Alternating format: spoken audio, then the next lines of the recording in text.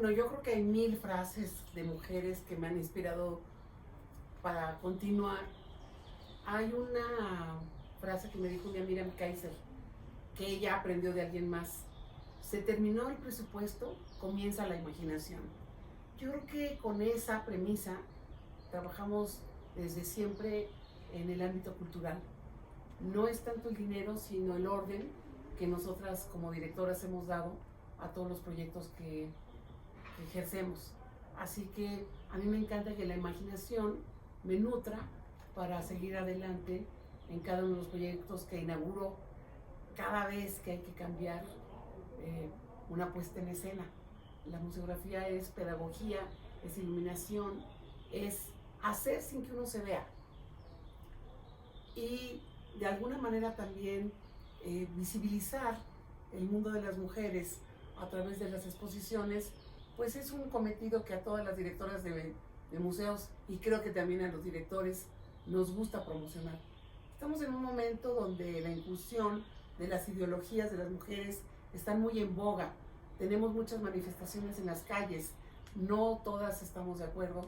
con que estas manifestaciones de pronto irrumpan en la violencia, pero sin embargo entendemos perfectamente bien que la voz de la mujer del siglo XXI es muchísimo más potente y por ello se debe de escuchar. Es inadmisible que tengamos que convivir en nuestro país con la desaparición y con la muerte de las mujeres. Por eso es que también las mujeres se manifiestan de manera a veces contundente, poderosa y violenta. Yo creo que las mujeres que a mí me han inspirado en mi país, sobre todo, son mujeres como Antonieta Rivas Mercado. Es una de las mujeres que más admiro en el ámbito cultural. Me gusta muchísimo que haya incursionado no nada más en la literatura, sino que fue una mujer que fue también hacia las artes escénicas y de ellas se desprenden mujeres que después van a ser importantísimas en el ámbito cultural,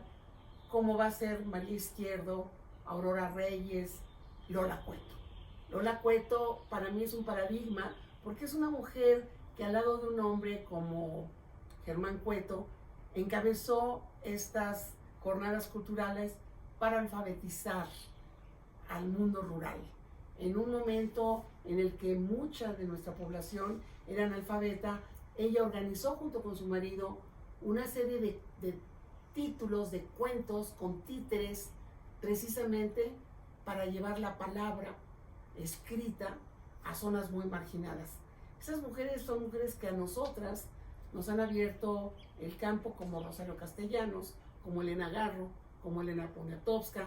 para podernos expresar. Mujeres que hoy dejan un camino, como Cordial Urueta, como Lilia Carrillo, como Leonora Carrington, que son mujeres que nos han antecedido y que con su obra y con su palabra nos han abierto la puerta para que nosotros continuemos en este camino. La primera oportunidad que yo tuve de entrar al Instituto Nacional de Bellas Artes y hoy de Literatura fue con Miriam Kaiser, quien me ofreció ser su adjunta cuando ella era la directora del Museo del Palacio de Bellas Artes. Así que tuve una muy buena mentora, mujer, que venía también de estar con otra mujer, como fue Inés Amor, en la Galería de Arte Mexicano. El hecho de que fue una mujer, mi primera jefa, pues me hizo muy factible la posibilidad de pensar que en esta incursión en el mundo de la cultura era fácil que las mujeres tuviéramos un lugar. En esa época en la que yo comencé a trabajar, había mujeres como Cristina Gálvez, que también era compañera mía, como Sandra Rácota, después María Cristina García Cepeda, que llegó a ser presidenta de la Secretaría de Cultura. En fin, eran mujeres jóvenes que me circundaban y que me mostraban que el camino era un camino que era factible. En algún momento dado la cultura estuvo dada, a pesar de que había un hombre que era el gran capitán del barco, que era Fernando Gamboa, muchas mujeres estuvimos siempre alrededor de la cultura, como gestoras. Así que para mí fue un camino que ya habían andado otras mujeres, alguna directora del Museo de Arte Moderno que fue directora, una mujer que se apellidaba Molina, que también estuvo, Miriam Molina, que estuvo al frente del Carrillo Gil. Así que para mí el camino y la incursión no era imposible. Nunca me sentí atada de manos ni pensé que era un camino en el que yo no me podría desenvolver. Al contrario, siempre sentí que era la posibilidad de expandirme, de que los talentos o atributos que yo pudiera tener, podía ponerlos al alcance de mi quehacer cultural. Así que para mí fue un camino absolutamente iluminado por mujeres cuyo quehacer sigue patente el día de hoy. Bueno, yo digo que el proyecto más, digamos, deslumbrante en el que yo participé en mi vida y el que más me ha marcado fue el descubrimiento de la Reina Roja de Palenque. El saber que no era un gobernante, sino una gobernanta que estaba en Palenque y que estuvo enterrada durante siglos y que de pronto salió a la luz, para mí fue determinante porque ella, que yo estuve muy cerca, en ese momento era la directora de comunicación en el Instituto Nacional de Antropología e Historia, pues nos llenó de orgullo a todos y a todas saber que, y a todes, que era una mujer gobernante cuando se pensaba que solamente los hombres podían tener ese bastón de mando en Palenque. Fue una gran inspiración para mí y fue un portento haber sido parte presencial de ese descubrimiento.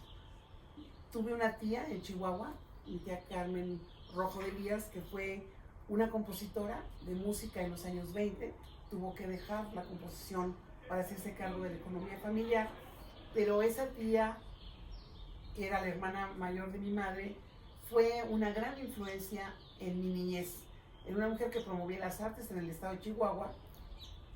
y que yo escuché en los largos viajes cuando íbamos de Chihuahua al Paso, Texas. Escuchaba yo la conversación, ella hablando con mi madre, sobre cómo iba a ser para promocionar la venta de boletos para los conciertos, la traída de una cantante de ópera, el incursionar en la música clásica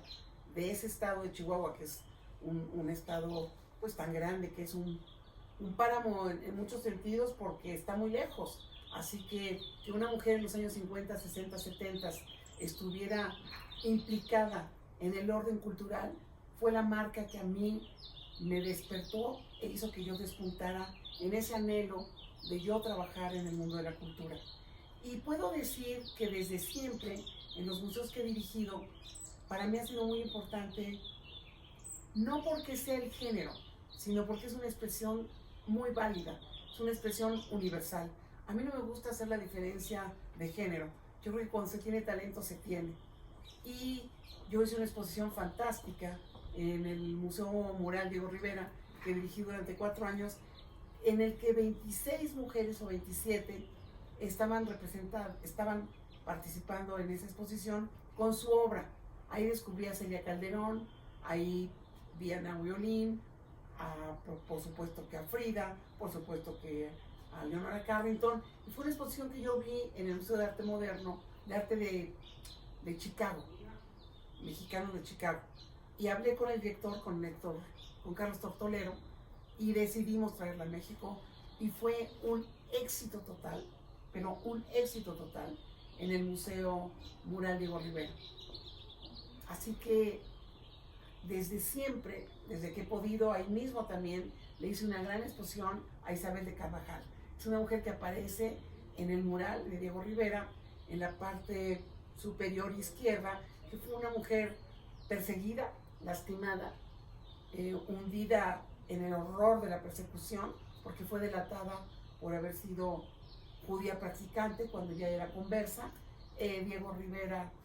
la pinta en este mural de Sueño de una tarde dominicana en la Alameda Central, y desde que llegué me di a la tarea de reivindicar a Isabel de Carvajal a través de una exposición que precisamente tuvo que ver con la presencia fundamental de ella, y ahí me ayudó muchísimo una mujer, Isabel Bacal, que me prestó muchísimos elementos judaicos para poder sostener esa exposición. Existe el catálogo, pero ahí yo hice claramente un apunte sobre la vida de una mujer valiosa, valiente, que había sido injustamente maltratada y tratada por la historia que después fue reivindicada. Así que tal vez por mi género, yo vengo de una familia de 4 hermanos mayores hombres, fui la única mujer, y tal vez el tener que lograr un lugar y un espacio y una voz dentro de esta familia hizo que permanentemente tuviera un anhelo de hacerme escuchar. Y el campo que decidí, que es el cultural, me ha servido muchísimo para hacer escuchar la voz mía de una mujer y para que yo al mismo tiempo pueda vislumbrar que las artistas o las poetas o las escritoras o las feministas como Marta Lamas, que es una mujer que permanentemente para mí es un baluarte en este país, para mí es una de las mujeres más preclaras y que más ha ayudado en la concepción de la dignidad feminista. Son baluartes que a mí me han servido para fincar una moral y una conducta. Y eso se refleja también en mi quehacer dentro del trabajo que desempeño. Siempre he tratado de que mi papel sea un papel digno, sea un papel no solamente protagónico, como lo puede ser el papel de un director de un museo o de una directora de un museo, sino que deje una huella. Y me encanta que esa huella siempre sea distinguida por la eficiencia, por la honestidad, por la capacidad de ir hacia adelante y por proyectos que dejen una marca por su eficiencia, por haber tenido un sustento académico, una investigación sólida, y a través de los museos que he dirigido, que ha sido el Museo Mural Diego Rivera, que ha sido el Museo Nacional de San Carlos y ahora el Museo Nacional de Arte, pues la impronta y la huella es una mujer, que soy yo. Y a esa gestión, que ya lleva muchos años, ya llevo más de 35 años de estar en el ámbito cultural, he tratado de dejar una huella que enaltezca el ser mujer, el dar un ejemplo como directora y el ser participativa e inclusiva. Me importa muchísimo que en los proyectos que yo realizo seamos inclusivos y no importe ni la elección ni la preferencia, sino la presencia con calidad. Bueno, lo vuelvo a decir, la calidad es la que se impone. Yo no trabajo ni por favoritismo, ni porque es una mujer, sino porque es talentosa, porque es creadora, porque tiene una voz que ilumina, que inaugura, que comparte pues un descubrimiento, como es para mí esta alianza que hicieron Carmen Boullosa y Magali Lara en esta interlocución entre ambas en la escritura y en la pintura, para develar que había una lucha por los valores feministas, por la igualdad de género, por conseguir tribunas para podernos expresar, por dejar de un lado las desapariciones, por no permitir que se nos imponga ni golpes, ni violencia, ni marginación. Son ideas con las que yo comulgo desde mi infancia, y cualquier artista con un sello de calidad que promueva este tipo de manifestación, pues será vista por mí y bienvenida. Así que es el hecho de, bajo la misma falda, pero hoy tenemos a otra pintora que se llama María Sara, que es una seguidora, digamos, de la escuela de José María Velasco, porque es un amante de la biofilia, de la defensa de la vida, de la naturaleza, que si la acabamos en el planeta nos exterminamos. Ella, a través de su pintura, tiene clarísimo este mensaje de amor a la naturaleza, pero sobre todo un talento fundamental en su pincelada, en la concepción de las piezas que presentan esta muestra de biofilia. Entonces, no se impone solamente por el hecho de ser mujer, se impone por, lo vuelvo a reiterar, se impone por su calidad. En el acervo tenemos a mujeres como Tina Modotti, como Una Violín, como Olga, no sé si tenemos Olga Costa, no tenemos Olga Costa, pero sí tenemos a Lola Cueto, tenemos a Tina Modotti, y bueno, pues estas mujeres las exaltamos en nuestras salas precisamente para que el público las vea rodeadas de sus congéneres y que vea que tienen la estatura nacional, internacional, universal, para pararse al frente con toda la gallardía y con toda la prestancia que una mujer se para en el siglo XXI. Yo creo que nosotros en el Museo Nacional de Arte, con las actividades que hacemos, sobre todo extramuros, llevamos las obras a otras zonas que están fuera del museo para que niñas, niños se aproximen al arte. Nosotras, desde la generación de actividades en Munal Más Educa, hacemos muchísimos programas que tienen que ver con la participación de las mujeres. Hemos hecho conferencias, hemos hecho invitaciones a mujeres que han venido a dar seminarios y que discuten el problema de, pues, el rol de la mujer en los diferentes ámbitos, no nada más en el cultural. Hoy las mujeres estamos cada vez más presentes en muchos roles, en la economía, en el comercio, en la historia, en la escritura, en la pintura, en la decisión de toma de caminos en lo que es el ámbito cultural. Creo que las oportunidades hoy nosotros las tenemos abiertas. Hemos dado ejemplo de que podemos ser muy dignas dirigentes.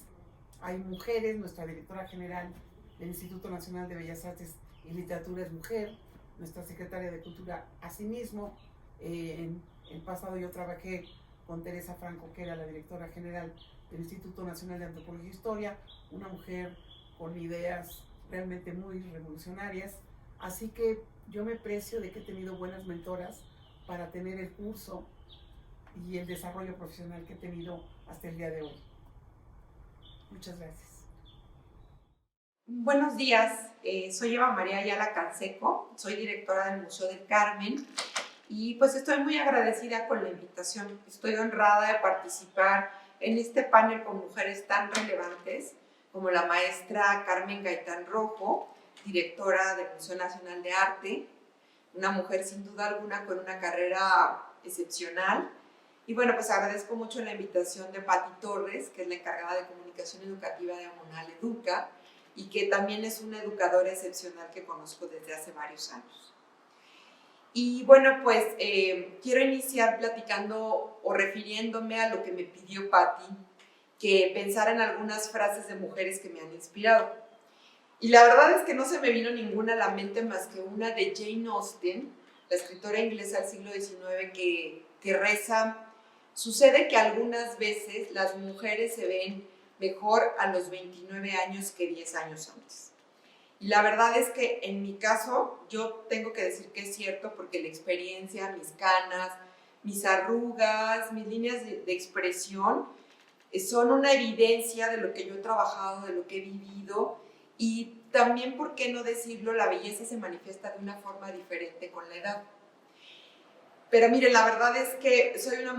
una persona muy visual, y entonces me empezaron a venir a la cabeza otras imágenes que tienen que ver con inspiración. Y una de ellas es el cartel diseñado por Howard Miller, el publicista estadounidense después de la Segunda Guerra Mundial, que realiza un cartel maravilloso que me encanta, que viene con la leyenda "We can do it", y sale una mujer así, ¿no? Como diciendo, podemos hacerlo, ¿no? Nosotras podemos hacerlo. Y bueno, pues esa frase la recuerdo mucho, la digo mucho entre broma y en serio con mis colaboradoras. Ahí van a ver algunas imágenes. Y bueno, pues esa es una de las imágenes que más me impactan. Otra de las imágenes que más me impactan es la de las guerrillas girls en el Nueva York de los años 80, que dice: do women need to be naked to get into the Met Museum? O sea, las mujeres tenemos que estar desnudas para entrar al Museo Metropolitano de Nueva York. Y hace referencia a que no había puestos directivos, no había artistas representadas en los 80s del siglo XX, pero sí había una gran cantidad de mujeres desnudas en las obras de arte que decoran el Museo Metropolitano de Nueva York. Entonces, bueno, pues eso hace referencia de cómo las mujeres hemos ganado espacios directivos, espacios en donde hay toma de decisiones, pero falta mucho por hacer todavía. Y bueno, todas estas imágenes me hacen recapacitar y repensar mi propia carrera, especialmente en un sitio tan relevante como el Museo del Carmen, que fue parte o fue el sitio de la Orden de los Carmelitas Descalzos masculinos, y que las mujeres tenían prohibido entrar aquí porque era considerado suelo sagrado. Entonces me pongo a pensar y me siento, no lo digo públicamente, ¿no? Pero me siento así como las Pussy Riot en una protesta, pero llena de felicidad de saber que yo dirijo un espacio tan relevante y que estaba prohibido a las mujeres. Y que curiosamente era un espacio o una orden que fue fundada por una mujer en el Renacimiento, que fue Santa Teresa de Ávila, lo cual es absolutamente inaudito y original en la historia, en la cultura y en la historia de las religiones. Y bueno, pues yo estudié comunicación gráfica en la UNAM, en la Escuela Nacional de Artes Plásticas, hoy Facultad de Arte y Diseño, y después entré a hacer servicio social a la Dirección General de Culturas Populares y no hice nada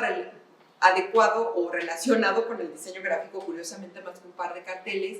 pero ya tenía yo mucha inclinación hacia el arte, hacia escribir, hacia la reflexión, hacia el pensamiento crítico.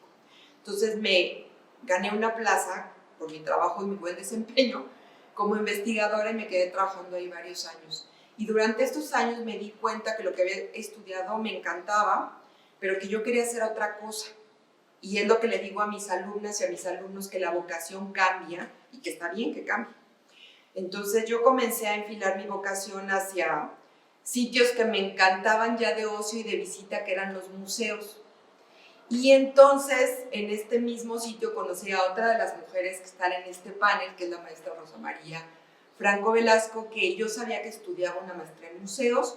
Ella muy amablemente me dijo dónde estudiar, me dio la información, lo cual le agradezco mucho, porque entonces me pude dedicar a esta rama de la cultura que me fascina, que son los museos, pero ya profesionalmente. Y entonces, pues bueno, yo comencé a trabajar en eso. Después la maestra Franco Velasco, yo estoy muy agradecida que me dio la oportunidad de trabajar con ella en los museos, primero en el programa de museos comunitarios y luego como subdirectora en el Museo de Guadalupe. Y bueno, la verdad es que este impulso en la primera parte de mi carrera lo reconozco mucho y lo agradezco también, esa confianza. Y pues yo me quedé trabajando en áreas de educación, es decir, de comunicación educativa, pero a nivel de organización, trabajando con unos maravillosos asesores del Museo de Guadalupe, y me comencé a entrenar en lo que me interesaba en ese momento, que era la curaduría y la investigación. Y bueno, pues después la vida me llevó a autoeducarme, porque tengo 30 años trabajando en instituciones culturales y museos, y tengo 25 trabajando directamente en museos y exposiciones, ya sea haciéndolas, colaborándolas, gestionándolas o estudiándolas. Entonces, durante todo este trayecto que ha sido maravilloso para mí, pues me di cuenta de que era una ferviente defensora de la comunicación educativa, a pesar de que yo estaba trabajando en el área de curaduría y de investigación y de gestión. Y comencé a autoeducarme porque en el Museo de Guadalupe pude trabajar con 4 asesores educativos magníficos, 6 en realidad, miren, ya me falla la memoria, con los que trabajé sus proyectos y también incorporé algunos proyectos mismos. Y esta fase de reeducación me llevó a conocer a mujeres maravillosas, que es el siguiente punto de esta ponencia. Estas mujeres maravillosas como la gran María Engracia Vallejo, que, pues bueno, de María Engracia Vallejo aprendí muchísimas cosas que tienen que ver con la comunicación educativa, pero sobre todo, María Engracia me enseñó a ser feliz en el trabajo, cual fueran las circunstancias que prevalecieran en este trabajo. Otras educadoras relevantes que conocí fue Pati Torres, por supuesto, Paula Araiza, de la que aprendí también mucho y sigo aprendiendo, María José Garduño, Daniel Alcalá, Carolina Carrello y una gran cantidad de mujeres de las que he aprendido muchas cosas que han beneficiado mi carrera y mi vida también. Y bueno, pues no solamente conocí grandes educadoras, sino que también, pues para mí es fundamental la educación que recibí de parte de mi abuela, que fue una gran profesionista, a pesar de que su padre y mi querido abuelo, su esposo, pues lo que querían es que estuviera en su casa criando a sus hijos, y pudo criar a sus hijos, y pudo criar a sus nietos, y pudo ser una gran profesionista. Entonces, para mí es un ejemplo fundamental mi abuela. También una de mis tías, por supuesto, a nivel profesional, ¿no? Y bueno, pues también están mis hermanas, están otras mujeres relevantes, y por supuesto no puedo dejar de mencionar que mi gran inspiración también son mis 4 sobrinas, Montserrat, Luisa, Constanza y Julia, porque todos los días pienso que yo tengo que ser el mejor ejemplo profesional y ético y personal para que ellas puedan decidir qué es lo que quieran hacer, ser libres en esa decisión y tener ejemplos para su vida. Y bueno, pues después de trabajar en el Museo de Guadalupe, trabajé en el Museo Sumaya como investigadora y después como curadora, y ahí también coincidí con magníficas mujeres de las que también aprendí mucho. Quiero citar el ejemplo en particular de la que fue mi jefa, que fue Sumaya Linda Romero por muchos años, y de la que aprendí a escribir bien, porque me enseñó muchísimas herramientas de redacción y de muchas otras cosas, pero sobre todo algo que reconozco mucho de la enseñanza de Sumi fue que me enseñó a tener compasión en lo laboral y entender que la gente se enferma, y entender que cuando a veces la gente se enferma, pues hay que tener cierta empatía y solidaridad con esas personas para poder apoyarlas en su recuperación física, que también apoye su propia labor, porque a veces pues, las leyes de salud no es que estén mal, sino es que a veces la propia dinámica de sanarte de una enfermedad o de una lesión, que fue mi caso, pues no tiene que ver con los tiempos oficiales de las leyes de salud, ¿no? Y eso lo agradezco mucho de Sumaya Slim. Y bueno, pues la vida me ha llevado a conocer muchas grandes mujeres y también muchas grandes jóvenes mujeres, ¿no? Porque comparto la mesa con otra mujer excepcional que es Violeta Tabizón. Y sí quiero comentarlo porque yo conocí a Violeta cuando yo era subdirectora del Museo de Guadalupe, y Violeta era una estudiante en historia, y a mí me asombraba que nunca llegaba tarde a sus citas, siempre era puntual, siempre era comprometida, era una mujer muy joven, acababa de terminar la carrera, no sé, habrá tenido entre 22 y 24 años, y siempre venía con su niñito. El niñito, que es un hombre exitoso, bien educado, formado, Patricio, venía con un muñequito, nunca se me va a olvidar que siempre venía arrastrando el muñequito, y el niño, siendo niño, pues se aburrió horriblemente y lloraba. Y entonces yo veía el esfuerzo de Violeta de ser buena madre, pero también ser buena profesionista al mismo tiempo,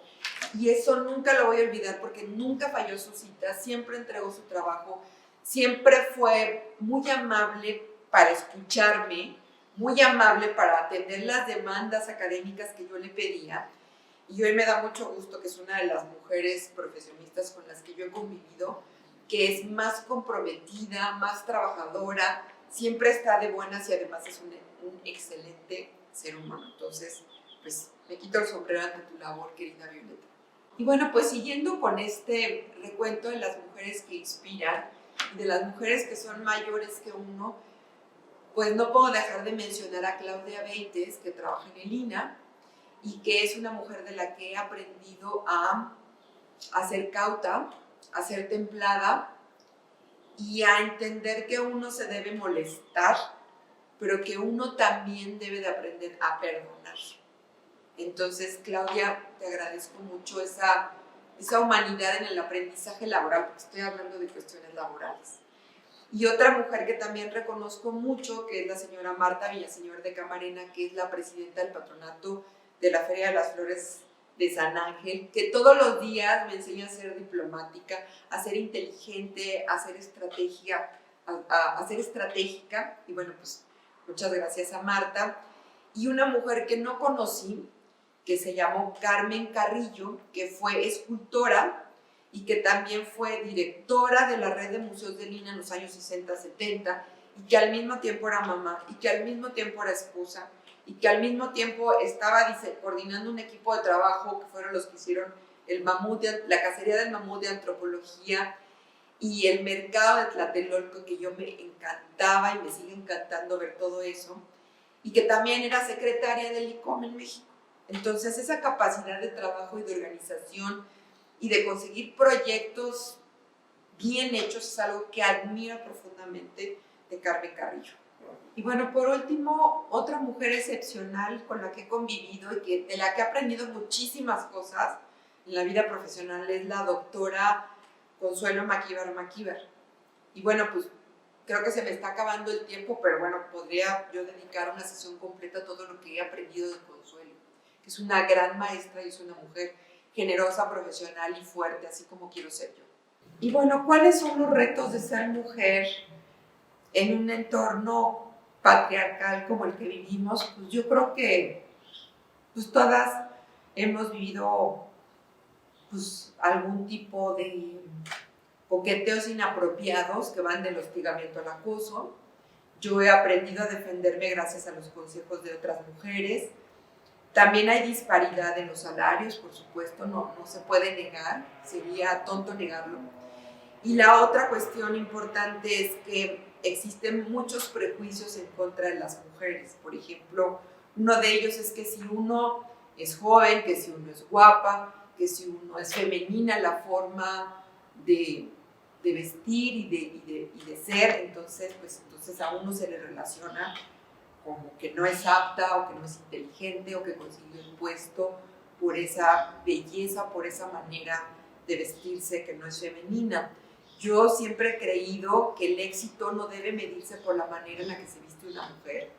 Y siempre se lo digo a todas las mujeres que conozco, o sea, tú te puedes vestir como tú quieras, estamos en una época en donde se están rompiendo estereotipos, en donde ya no se califica a alguien por el color del cabello, por el largo de una falda, por lo corto de un escote o por si uno trae tatuajes o perforaciones. Entonces, pues esa libertad hay que seguirla fomentando. Y bueno, pues la verdad es que el mundo de la cultura es un mundo donde abundamos las mujeres y eso es maravilloso porque hay posibilidades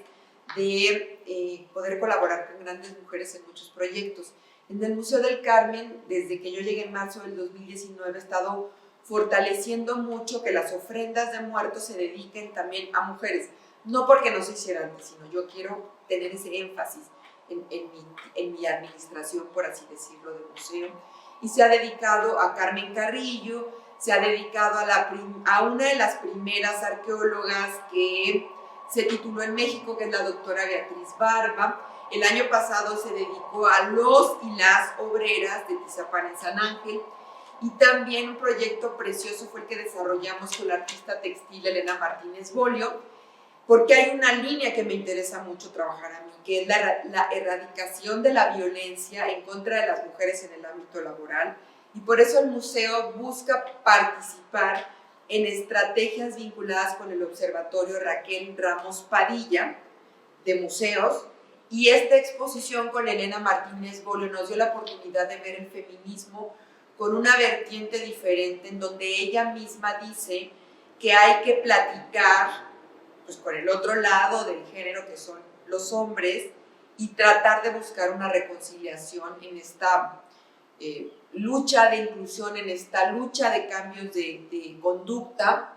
¿no? Y que hay que hacerlo de una manera en donde se integre, en donde ellos no se sientan amenazados por el feminismo.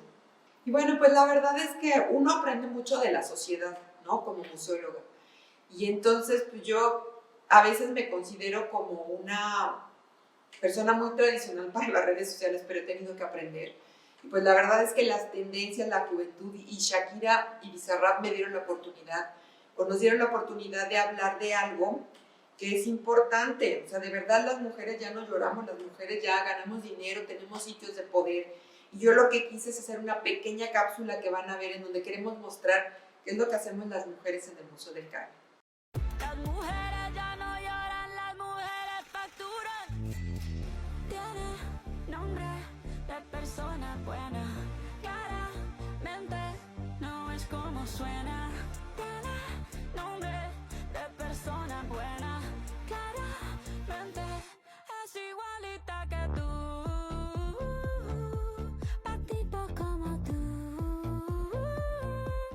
bueno, tratamos desde el museo yo trato de estimular todas las acciones que tienen que ver con este cambio de conductas y existen los indicadores para las categorías de la violencia en contra de las mujeres en el ámbito laboral que han sido desarrolladas por la Coordinación Nacional de Desarrollo del Instituto al que pertenecemos al INA y también el Observatorio Raquel Ramos Padilla. Y también tenemos conferencias, ciclos, estamos tratando de que los guiones permanentes tengan un cambio y tengan un lenguaje de equidad de género. Incluso en este sitio en donde no hubo mujeres, al menos públicamente, porque sí estaba la Virgen, ¿verdad? Pero pues es una divinidad, estaban las santas, que son divinidades, pero mujeres no hubo desde 1615 hasta 1861, que los carmelitas fueron exclaustrados de este colegio. Entonces, bueno, trato todos los días de trabajar con todas estas valientes e inteligentes y fuertes y comprometidas mujeres del Museo del Carmen, a las que aprecio mucho y que yo deseo que las que son mayores que yo entiendan que les respeto profundamente y las que son menores que yo entiendan que a lo mejor puedo ser como una abuelita regañona,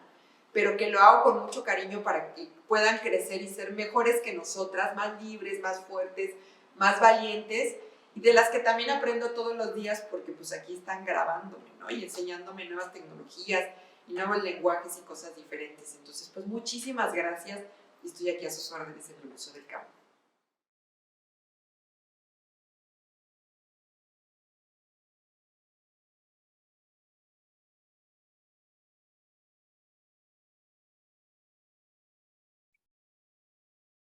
Buen día, mi nombre es Violeta Tarizón y soy directora del Museo Regional de Historia de Aguascalientes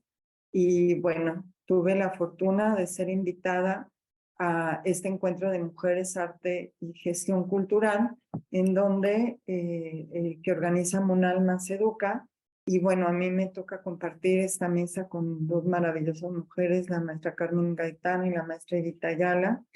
Y me iré un poco rápido porque tenemos poco tiempo para platicarles desde mi perspectiva cómo es el trabajo en los museos como directora. Y pongo aquí una frase que me inspira a mí siempre mucho y que me representa completamente, que es prefiero morir antes de ser sumisa, que lo dice Juana de Arco y que es una bandera en mi vida porque siempre pienso que de cualquier fracaso salen muchas oportunidades, que en la vulnerabilidad que puedo tener está toda mi fuerza y que sumisa, eso jamás. Y bueno, yo soy historiadora, estudié la carrera en la Universidad Autónoma de Zacatecas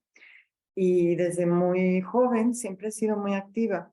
Y la carrera de historia, bueno, es una carrera en la que uno debe, si decide así hacerlo, pues dedicarse al trabajo y la investigación de archivos y fondos históricos. En mi caso yo no quería hacer eso, por eso busqué el lado B de la historia, siempre busco el lado A, B, C, D y hasta el Z de las cosas. Y en este caso, pues fui una historiadora que no quiso trabajar en archivos históricos. Desde muy joven me llamó la atención la historia del arte. Afortunadamente, en mi familia siempre he estado inmersa en el tema del arte. Mi papá es un gran amante del arte, de la música, me llevaba a conciertos, mi tío me llevaba a museos. Entonces, aunque de pronto en mi juventud renegaba y no me gustaba eso, hubo distintas cosas que hicieron que realmente me enamorara del arte y que me dedicara a la historia del arte. Al final de la carrera, como todos los alumnos, tenía que elegir un tema de tesis y en ese sentido mi tema fue elegir a un pintor del que muy poco se había hablado en Zacatecas, que era Manuel Pastrana. Y Manuel Pastrana, además de ser mi puerta para titularme como historiadora, también fue mi puerta para entrar a los museos. Desde el 99 yo había tomado un diplomado en museología que organizó el Instituto Cultural de Zacatecas, Ramón López Velarde, y ahí ya había comprendido que era la museología como disciplina y el oficio de curador. Sin embargo, no lo había puesto en práctica. Y gracias a la directora del Museo Francisco Goitia, pues ella me invitó a hacer justamente, que era además mi compañera en este diplomado, me invitó a hacer una gran exposición que era la primer gran retrospectiva del pintor Manuel Pastrana. Ella conocía a varios de los coleccionistas, por lo que se dio a la tarea de ir reuniendo todas estas colecciones que estaban disgregadas tanto en Zacatecas como en Jalisco. Las llevó, se reunieron todas en este bonito museo de Zacatecas, y ahí se hizo en el 2000 la primer gran retrospectiva de Manuel Pastrana, de la cual pues yo tuve la fortuna de ser la curadora. Después yo continué con mi proyecto de tesis, y ya cuando llegó el tiempo en que tenía que ir haciendo las revisiones de estas colecciones y de tomar fotografías, fichas de catálogo iconológicas para cada una de las obras, pues me acerqué al Museo de Guadalupe, porque ahí me habían dicho que tenían la colección más grande de Manuel Pastrana. Me entrevisté con la directora, que hasta el día de hoy lo sigue siendo, la licenciada Rosa María Franco Velasco, y muy generosamente me abrió las puertas de la bodega para poder revisar las piezas y hacer mi investigación. Y ella, en esta gran visión que siempre ha tenido, pues me dijo, ¿por qué no hacemos no una exposición temporal, sino la sala permanente de Manuel Pastrana? Ya que le había yo comentado que como resultado de estas investigaciones que yo había hecho, había encontrado los documentos que confirmaban que Manuel Pastrana había sido el primer director del museo en 1917, y que bueno, esto hacía del Museo de Guadalupe uno de los museos más antiguos, no solamente del estado o el más antiguo del estado, sino uno de los más antiguos del país. Entonces, con esa premisa fue que abrimos esta exposición que permitió que la gente conociera la obra del pintor, que hasta ese entonces pues muy pocos conocían. Y bueno, ya como curadora, que así fue como inicié en 2001 en el Museo de Guadalupe, pues la subdirectora de este museo era la maestra Evita Ayala, quien también desde ese momento y hasta el día de hoy ha dedicado pues su vida al trabajo de investigación y de curaduría, actualmente directora del Museo del Carmen. Pero en ese momento, además de ser subdirectora, era curadora e investigadora, y también se hacía cargo del área de comunicación educativa. Gracias a la maestra Evita Ayala y también a su generosa disposición para explicarme muchos puntos sobre la curaduría, estrategias, formatos,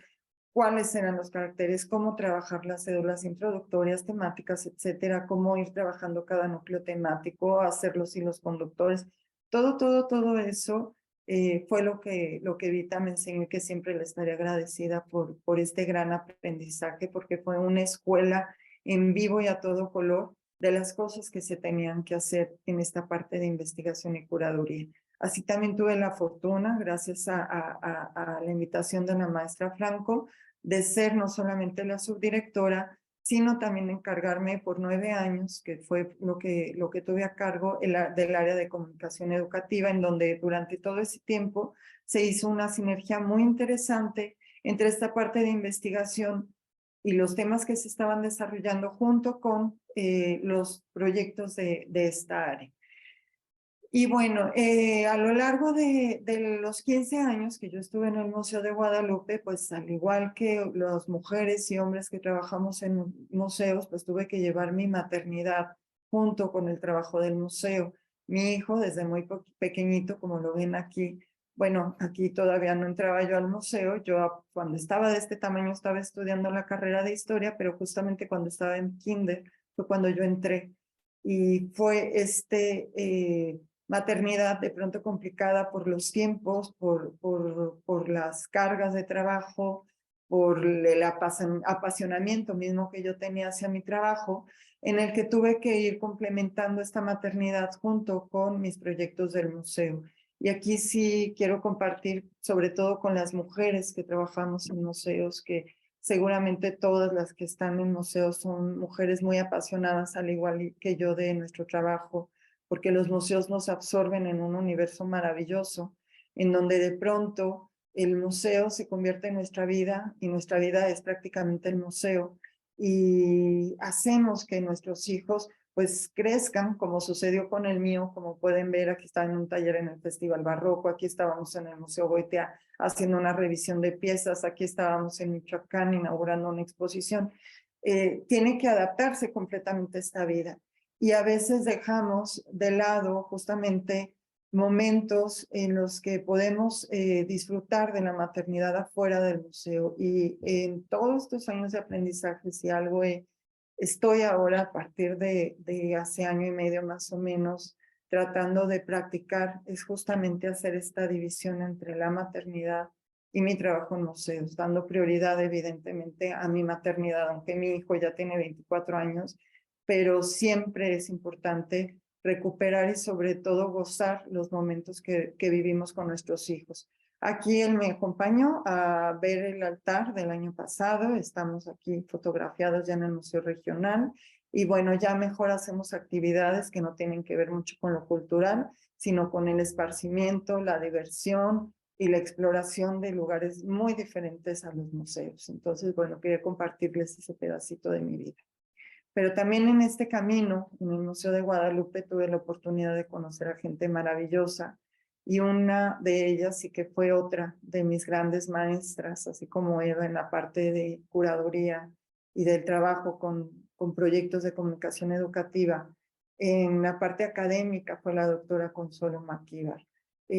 Con ella aprendí muchísimo. Hicimos por petición y proyecto de la maestra Franco la reestructuración integral del Museo de Guadalupe, donde participamos las tres, pero en esta parte académica, pues quien lideró este gran proyecto fue la doctora Consuelo Maquíbar y yo tuve el honor de poder aprender de ella, aprender de la mejor del país, cómo hacer la investigación y el guión de un museo, que es el eje rector de cualquier museo. Y no solo ello, sin quererlo, Consuelo fue mi maestra para ser también directora, porque contaba sus anécdotas y nos platicaba todas estas anécdotas que había vivido como directora del Museo Nacional del Virreinato. Y bueno, soy historiadora, tengo buena memoria, entonces gracias a eso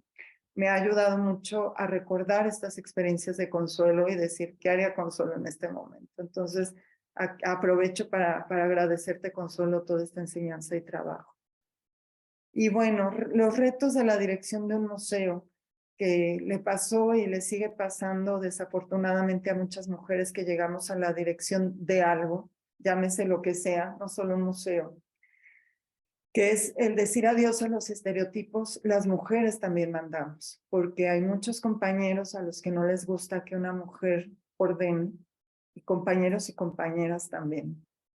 Y en esta visión patriarcal laboral, pues de pronto el que una mujer llegue a dictar proyectos, a planear estrategias, a hacer equipos, pues no gusta. Entonces, en esta parte del saber mandar, pues es algo que con la experiencia se tiene que ir aprendiendo. Y también algo muy terrible que sucede al menos en el ámbito cultural, pero estoy segura que desafortunadamente en todos los ámbitos, es el enfrentarse cuando uno está en la dirección de un museo a la violencia aplicada de otras colegas y compañeras en el ámbito laboral, ya que en estas competencias de pronto absurdas, este golpeteo, que es una violencia no reconocida por la ley, la violencia entre mujeres, pues también nos inunda. Y en el no dejar brillar a una, pues se convierte esta violencia cuando debería ser todo lo contrario, como mujeres directoras y en los distintos ámbitos culturales, unirnos para que brille una y después brillará la otra y después me tocará brillar a mí, pero tendremos y tenemos que vivir en esta sororidad entre mujeres. Y bueno, mi llegada al Museo Regional de Historia de Aguascalientes fue un tanto caótica. Cuando llegué en el primer año, en 2018, tuve la fortuna de que me fuera a nombrar el licenciado José María Muñoz Bonilla, que, bueno, recientemente y muy dolorosamente falleció. Y también estaba como director del Centro INA el arquitecto Héctor Castanedo, que falleció el año pasado y que fueron dos bastiones para mí para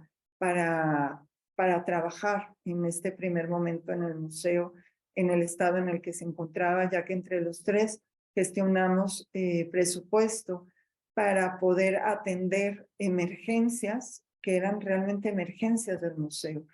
Uno de los techos estaba colapsando, los sanitarios estaban en unas condiciones deplorables, los tuvimos que reconstruir,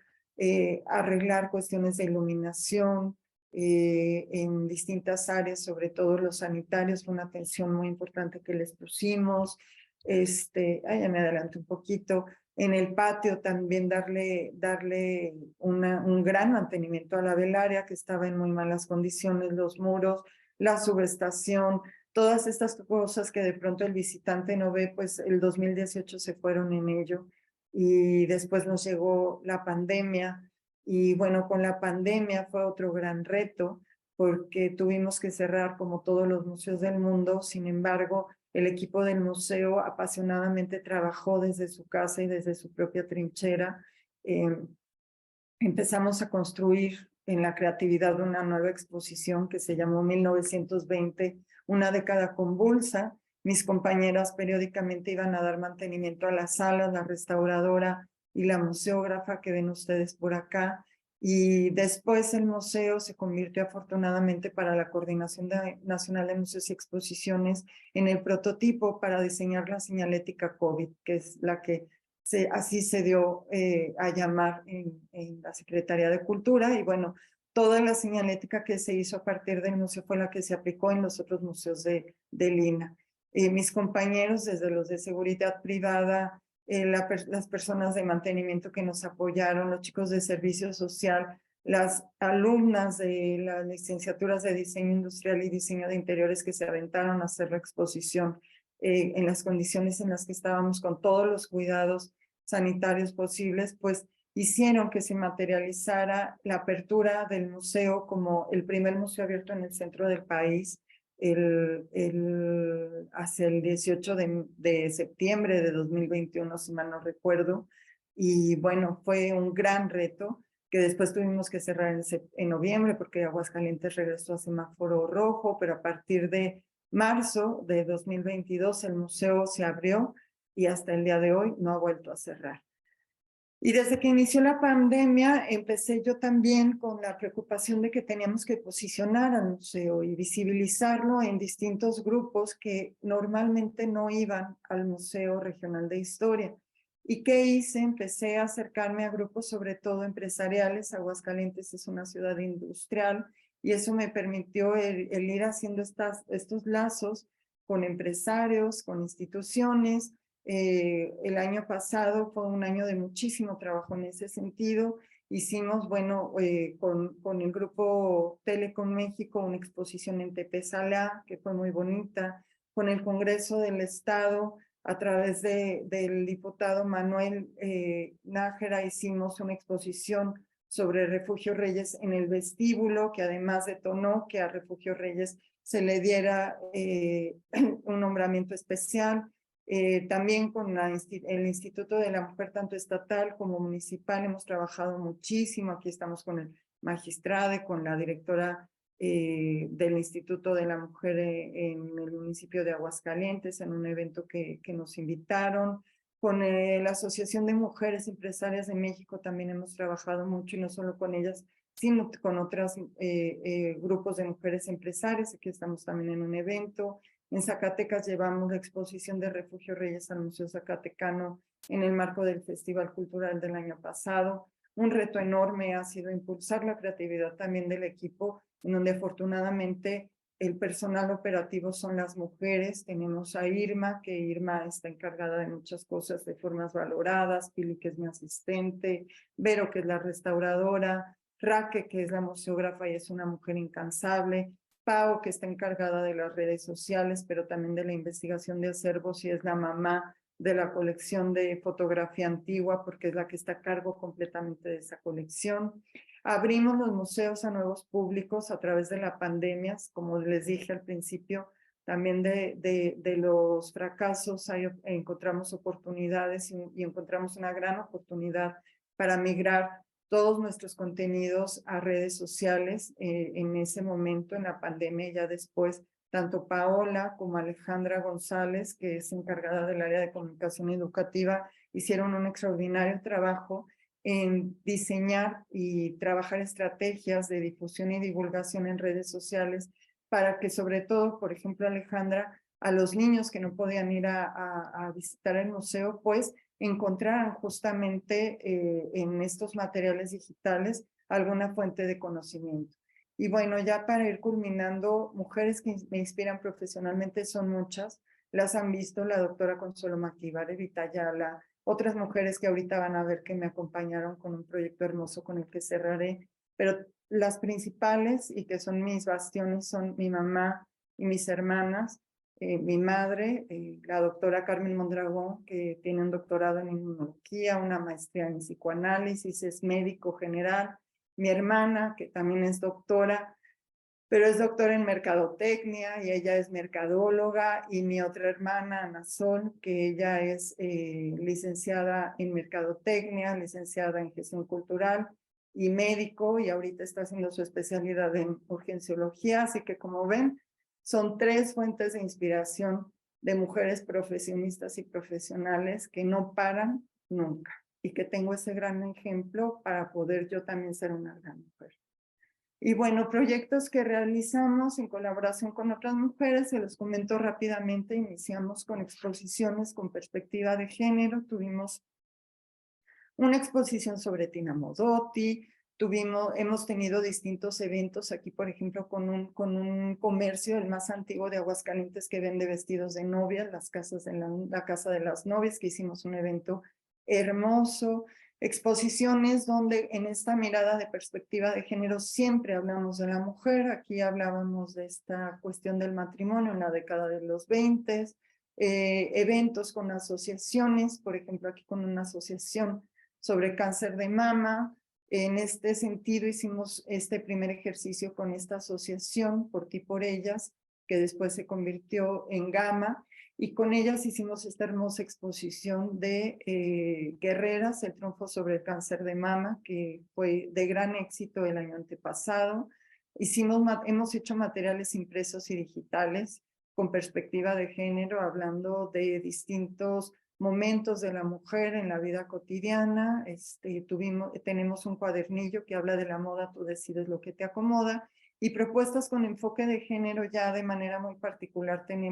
Se hizo una capacitación al personal femenino y talleres para generar contenidos, actividades educativas con perspectiva de género. Este taller, por ejemplo, lo hicimos con el Instituto Municipal de la Mujer, donde en ese momento la maestra Zaira, la directora, nos apoyó muchísimo a hacer este taller con todas las chicas que trabajamos en el museo. Y tenemos la exposición temporal, que aquí me llevaré 2 minutos para hablarlo, que es una joya, una maravilla, que la tenemos ahorita, que se llama Las caras de la violencia, que en esto de mujeres que inspiran aquí, además de mi madre y mis hermanas, tengo aquí a otras mujeres que me inspiran enormemente: la fotógrafa Olga Carrillo, las maestras Gisela Alemán y Janet Rodríguez, que son empresarias de Día Uno, una empresa de Aguascalientes, la maestra Claudia Santana, directora de la empresa Zorro Solar Industria de la Creatividad, la maestra y socióloga Buena Rosas, que ahora es directora técnica del Instituto Estatal de la Mujer, Paola Ibarra, que ya platiqué sobre ella, y Raque González, que es nuestra museógrafa. Y bueno, con Colectivo Arrabal, que es este grupo de chicos muy jóvenes, un despacho de arquitectos que también trabajamos. ¿Por qué una exposición de violencia en el museo? Porque como museo regional también tenemos que hablar no solamente del pasado, sino de las problemáticas que vive Aguascalientes en la actualidad en la comunidad, y desafortunadamente la violencia hacia la mujer Aguascalientes es uno de los estados que tiene los índices más altos al respecto. Entonces, invité a Olga Carrillo a este proyecto para que ella fuera la fotógrafa. Fue invitando a distintas empresarias de la iniciativa privada que se sumaran. Por eso tenemos a la empresa de A1, a la empresa Zorro Solar Desarrollo de la Creatividad, pero también a investigadoras con mucha trayectoria como la maestra Buena Rosas. Aquí están distintas fotografías de estos talleres que hicimos. El proceso de convocatoria, fueron 11 mujeres las seleccionadas para que Olga las retratara. Lo convocamos a través de redes sociales, del Centro de Justicia para Mujeres, del Observatorio de Violencia Social y de Género para las Mujeres, de la Red de Mujeres Trans en Aguascalientes y la Agencia de la ONU para los Refugiados. Se hicieron bitácoras de cada una de ellas por parte de la psicóloga Gisela Alemán. Se seleccionaron estas 9 mujeres que vivieron distintos tipos de violencia, no solamente una violencia, sino distintos tipos de violencia llegadas hasta sus peores consecuencias, que son la privación de la libertad y el feminicidio, y todas estas historias se tocan en esta exposición. Olga hizo un maravilloso levantamiento de casi 150 fotografías de estas 11 mujeres a las que llevó a 2 casas que seleccionó ella, que eran casas en ruinas, desconstruidas, pero no completamente en ruinas, sino que tenían algunos muros, un poco para alegorizar que la violencia te deja en ruinas, pero que te puedes reconstruir así como una casa antigua, ¿no? Entonces estas son algunas de las fotografías. La exposición se inauguró el pasado 25 de noviembre, estará cerrando el 30 de abril de este año, y además de las fotografías, gracias a la visión de la arquitecta Claudia Santana, pues se hizo una intervención escultórica por primera vez en el museo, en los 35 años que tiene el museo, con Colectivo Arrabal. Aquí ven en nuestro segundo patio cómo están armándolo. Este fue el magnífico resultado, que es impactante cuando uno va caminando o transitando por la calle Carranza y ve esto. La gente se queda impactada, que no sabe qué pasa, pero es una alegoría también a cómo estas venas dolorosas se meten en el edificio, así como la violencia también se mete en nuestras vidas sin darnos cuenta y de la manera más anónima. La inauguración fue la inauguración más espectacular que he tenido yo en estos 5 años de trabajo. Tuvimos muchísimos visitantes, era una exposición con muchísimas expectativas, tuvimos casa llena. Las mujeres que participan en la exposición, que fueron fotografiadas, también dieron la visita guiada junto con todas nosotras como equipo. Estas son algunas de las imágenes. Sacamos también nosotros piezas del museo para que dialogaran con esta parte contemporánea, porque la historia de las mujeres también va entretejida con distintos tipos de violencias que no se les nombraba porque no sabían que eran violencias, eran acciones normalizadas que al día de hoy sabemos que son violentas. Se hicieron infografías, se usaron distintos mobiliarios museográficos para que fuera mucho más atractiva. Se ha hablado de la diversidad, de las mujeres, de todas las mujeres, o personas más bien que nos identificamos como mujeres, porque también hablamos de las mujeres trans, de los estereotipos, de cómo los estereotipos provocan violencia, del triángulo de la violencia, de, como les digo, el diálogo entre nuestra colección permanente y este tema. Y bueno, así fue como surgió este gran proyecto, esta exposición, hablando de las mujeres desde una visión primero de éxito, de que son casos de éxito, que después de muchos procesos terapéuticos ya superaron la violencia que vivieron, y que ahora muchas de ellas son fuente de inspiración, pueden contar abiertamente sus historias, no solamente al público, sino a sus familias. Aquí hablamos de los estereotipos y la gente va dejando sus mensajes. Y bueno, como pueden ver, son fotografías maravillosas de todas ellas, que además ahora son mujeres que entre ellas han formado un grupo de amigas muy cercano, y que espero estén pendientes porque próximamente también tendremos visitas guiadas virtuales para que conozcan este maravilloso esfuerzo de un grupo de mujeres que de la manera más amorosa hicimos esta exposición para todas ustedes. Entonces, bueno, lo último que estamos haciendo son visitas guiadas especiales a grupos muy particulares. En este caso fue a estas mujeres que son de la Comisión de Derechos Humanos, y así tendremos distintas visitas en donde todas nosotras como equipo estamos dándolas. Y bueno, sin más, les agradezco mucho su atención, agradezco a mis compañeras que están en esta mesa, y gracias, Patti, por haberme invitado a esta charla. Muy buenas noches.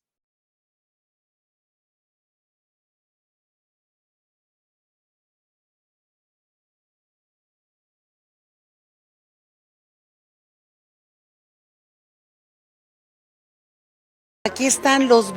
barrocos por excelencia. Está Morlete, está Correa, está Villalpando, está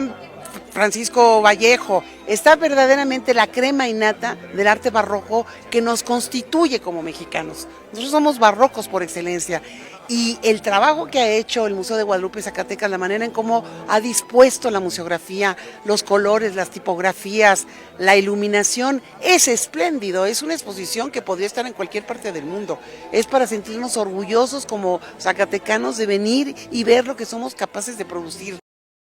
Buenas tardes, estamos pues aquí muy contentas dentro del marco del ciclo de conferencias virtuales que organiza el Museo Nacional de Arte, llamado Mujeres, Arte y Gestión Cultural. Estamos muy contentas de poder platicar nuestras experiencias y retos profesionales y puedan salir más allá de estos museos, de estas puertas del museo. A mi lado está la directora del Museo de Guadalupe, Rosita Franco Velasco, que es una apasionada en los museos y una gran gestora cultural. Que bueno, nos comentaste sobre esta frase, Rosita, que es cuando no podemos seguir soñando, morimos, de Emma Goldman. ¿Qué es lo que te motivó cómo llegaste a este museo y qué es lo que te motivó? Gracias. Bueno, primero que nada, agradecer estar en esta mesa, porque esto de la frase de los sueños, yo creo que es uno de los puntos nodales en mi vida, poder materializar un sueño. Y en ese sentido llegué aquí con una intención muy clara, pero también con una línea muy precisa de trabajo y de acción. En ese momento el arquitecto José Enrique Ortiz Lanz era el coordinador nacional de museos en el INA y mi querido amigo José Luis Perea González era el director del Centro INA aquí en Zacatecas, quienes me invitan precisamente para poder materializar un proyecto de largo aliento en el cual estuvieran presentes los 3 órdenes de gobierno y Fomento Cultural Banamex AC, para poder hacer un proyecto integral de restauración y de darle pues más vida a este Museo de Guadalupe. De ahí pues fue un sueño que fue creciendo, que se fue haciendo compartido y que el día de hoy, a 2 décadas, pues se ha convertido en un referente de la museología mexicana, tanto a nivel nacional como a nivel internacional. Bueno, Rosy, pues esta ha sido una trayectoria de más de 22 años, donde pues has gestionado festivales barrocos de manera ininterrumpida desde el 2021. Se ha elaborado un plan maestro en cuanto a conservación y difusión del patrimonio cultural, con más de 30 exposiciones que han tenido precedentes en este espacio museístico. Cuéntanos, yo pienso que a las mujeres que están al frente de estas profesiones les gustaría saber cómo ha sido esta trayectoria laboral,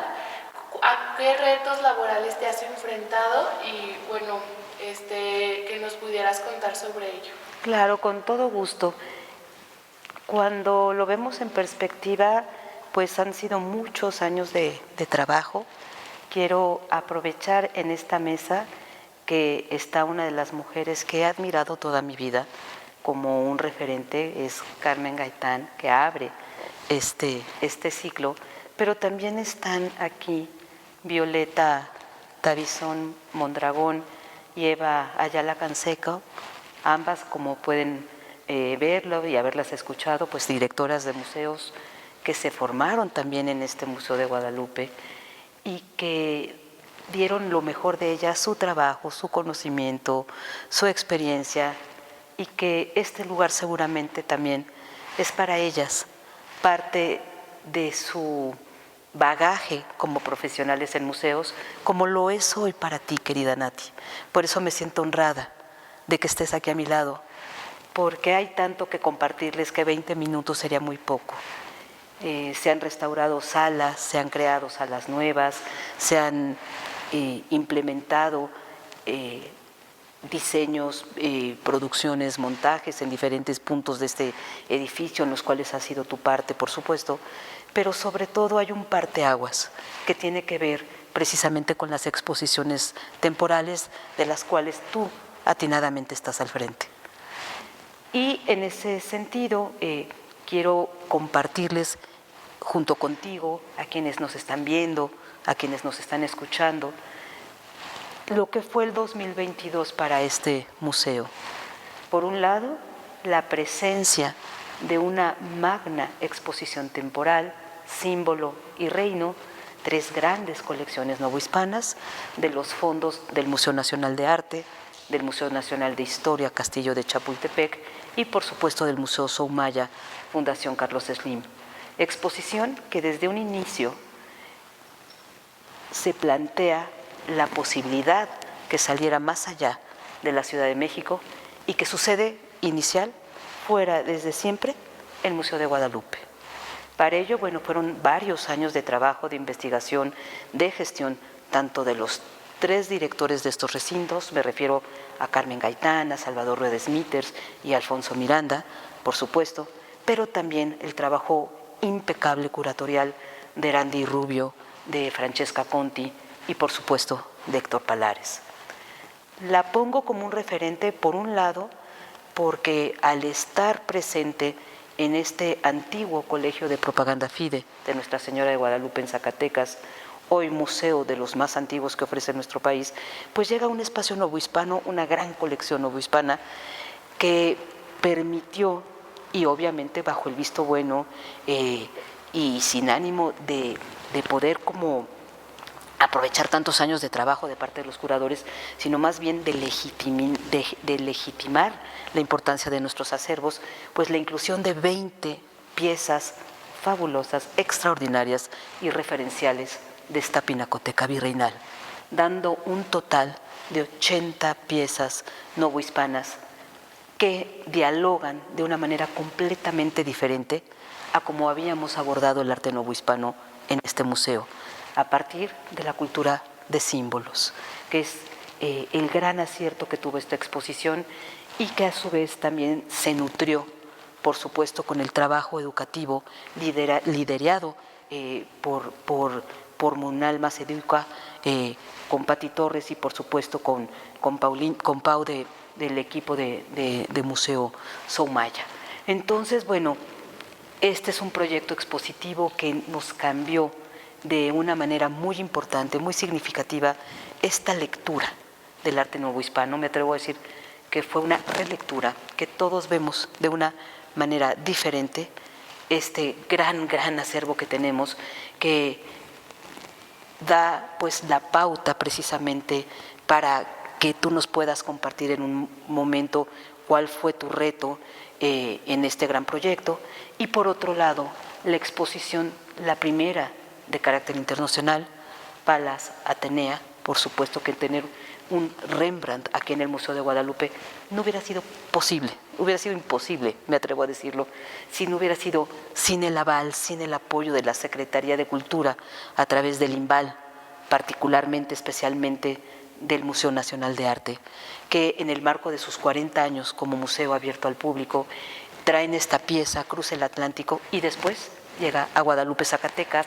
y entra en franco diálogo con Símbolo y Reino, un artista que es un portento, un referente dentro del claroscuro. Entonces, bueno, pues tuvimos una fiesta barroca, en el caso de Rembrandt, pues hasta el presente mes de enero del 2023. Entonces, creo que esto ya nos empieza a seguir buscando proyectos de este nivel de carácter internacional y todo esto engarzado en los festivales barrocos de Guadalupe, que ya son una tradición, que históricamente los primeros 20 años se hicieron hacia septiembre y octubre, y vimos que el verano, julio, fue fabuloso para el Festival Barroco de Guadalupe, con la apertura de Símbolo y Reino, y bueno, pues también compartirles, como tú sabes bien, y nuestras audiencias, pues que ahorita también con tu talento, con tu trabajo y el de tu equipo, estamos preparando otra exposición de carácter internacional, gracias al apoyo, a la confianza del Museo Soumaya, de su director Alfonso Miranda, de su equipo curatorial, por supuesto, y que estará aquí en Zacatecas, bajo, por supuesto, los lineamientos de la Coordinación Nacional de Museos de nuestro querido instituto, este año, el mes de julio, y con esta visión de que pudiera estar hasta el próximo mes de enero del 2024. Sí, Rosy, bueno, como lo mencionas, 2 últimas exposiciones con un impacto de carácter internacional que requirieron mucho compromiso de parte del equipo de trabajo que conforma el área de museografía y tanto de seguridad también, porque hay varios aspectos que hay que ver en las exposiciones. En cuanto a ello, uno de los grandes retos fue la adecuación del espacio de la exposición en este monumento histórico que es de carácter barroco, lo cual le dio a la exposición una visión más novohispana que engarza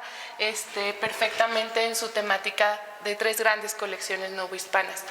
En cuanto a lo que fue un reto también fue cómo poder hacer la adecuación de espacios en cuanto al sistema de seguridad, en cuanto a ver esta planeación preventiva de que las piezas tuvieran buena iluminación, buena nivel de humedad, ventilación, pues nos permitió hacer un diseño en planta libre, lo cual permitió que el visitante pudiera ver las obras de manera detallada y al mismo tiempo integrar la gráfica a esto que se menciona de los simbolismos de una manera simplificada que cualquier persona de cualquier edad lo pudiera entender y cómo leer una pieza novohispana. Pues sí, un gran reto en el que nos pusimos, pero se logró y bueno, en mi manera personal me ha sido muy grato trabajar con otras mujeres durante este proyecto, durante todo el proceso de producción y montaje, como lo fue Pilar Leñero, Abril Maguiro de la Sencropam, Pilar Leñero del Soumaya y Ángeles Arellano del Munal, que ellas venían como comisarias encabezando estos montajes, de las cuales les aprendí muchísimo y enriquecieron mi profesión. Qué bueno que tocas este punto, querida arquitecta Nati, porque el papel que jugamos hoy en día las mujeres en el arte, en la gestión cultural, en las áreas educativas, pues son determinantes en nuestro quehacer cotidiano. Yo también quisiera mencionar con orgullo y con mucha gratitud a las grandes maestras que me han acompañado a lo largo de mi vida, por un lado, y la presencia, la fortaleza de Cándida Fernández, Baños de Calderón, de René López Barrera, por supuesto al interior de nuestro querido Instituto Nacional de Antropología e Historia, la presencia de María Villarreal, por supuesto de Mari Carmen Castro, de Dora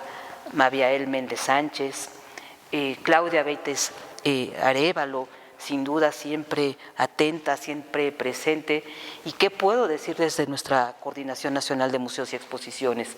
Alejandra Barajas, con su liderazgo que la distingue, Hildegard Rode, Magali, Magali Alcántara,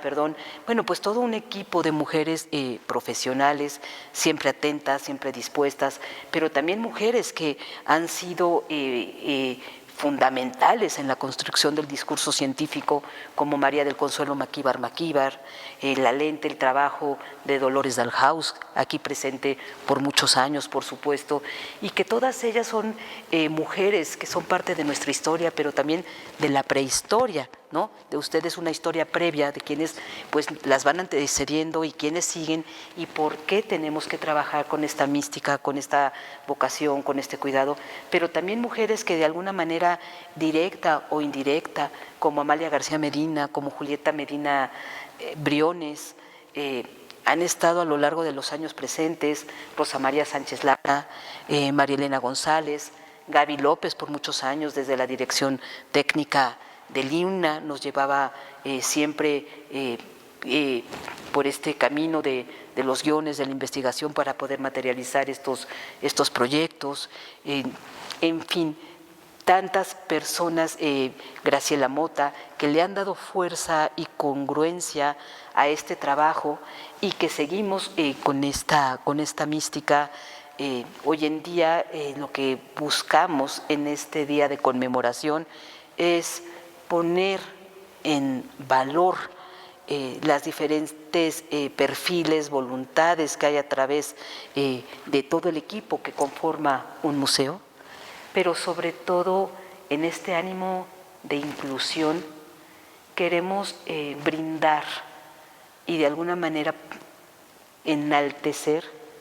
que en el mundo de los museos, en el mundo del arte, en el mundo de la gestión cultural, conmemorar la inclusión es que estemos todas, que estemos todos.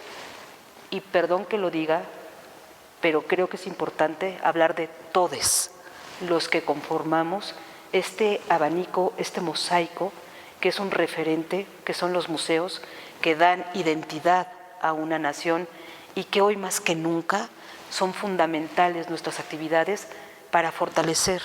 la cultura de la paz y luchar por la cohesión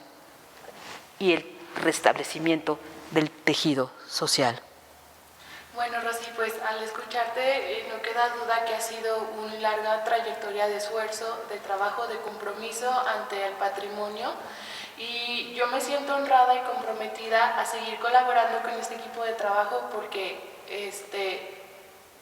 un claro ejemplo y alguien que yo siento gran admiración es por ti como mujer, que pues has sabido sacar y coordinar y gestionar este museo de una manera impecable e incansable. Entonces, pues yo te agradezco este gran oportunidad y apoyo que me has brindado durante toda mi carrera como arquitecta y museógrafa. Entonces, pues con un gusto seguir colaborando contigo. Gracias, Nati, y gracias, felicidades a todo el equipo del Museo Nacional de Arte, a su directora, por permitirnos llegar más allá de los muros de este museo, a sus hogares, a sus centros de trabajo, y pues los esperamos el próximo 13 de julio en el marco del 22 Festival Barroco de Guadalupe en Zacatecas. Hasta pronto.